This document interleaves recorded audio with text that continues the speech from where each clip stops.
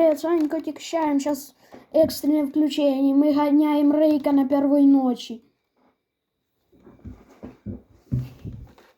Да я не знаю, він дав мені люлей, я йому дав люлей.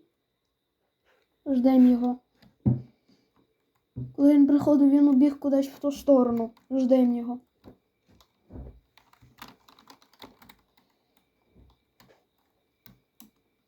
Якщо що, якщо камера криво стоїть, то сорян, бистро треба було все робити.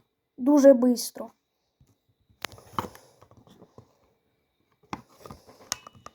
Ну так, блін. Якось. Вот так буде. Пойдет. Его не пойдет.